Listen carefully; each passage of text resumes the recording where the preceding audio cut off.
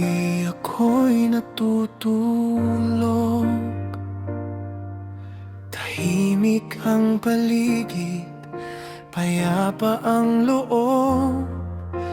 Biglang nagliwanag ang kalangitan, may hiwagang bumalot sa aking panaginip at isipan. Sa alapaap may kalapating lumilipad, dahan-dahang bumaba, tila may hatid na pahayag. At sa ibabaw ng ulap ay may nakaupo, liwanag niyang wagas.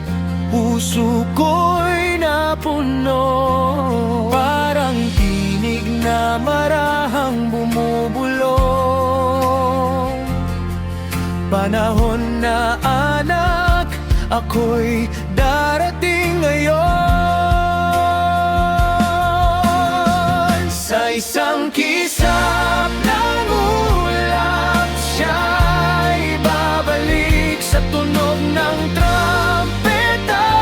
Puso'y magigising, tayo'y tatawagin, kaniyang susunduin. Mga handang puso sa kanya'y angkinin. Ito'y paalala, mga kapatid, maghanda't magbantay, manatiling matuwid, pagkat ang Panginoon ay darating na sa oras na di natin inakala.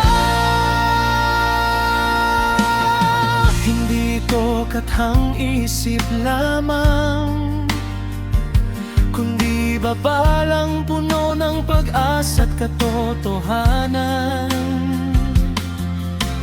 Habang may oras, tayo'y magsisi sa kanyang biyaya, tayo'y kumapit lagi. Pag-ibig ang ilaw sa madilim na daan, pananampalataya ang ating sandigan. Sa gitna ng unos at kaguluhan, pagdating niya'y may kaligtasan. Kaya't gising, o bayan ng Diyos, itaas ang kamay, purihin ang lubos, sapagkat sa langit may tahanang handa sa mga pusong sa kanya'y tapat at sumasamba. Sa isang kisap ng ulap, siya'y babalik sa tunog ng trompeta.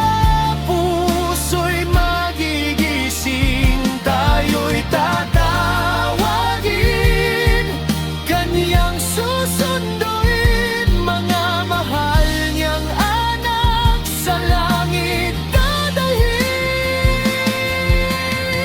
Isang gabi ako'y nagising,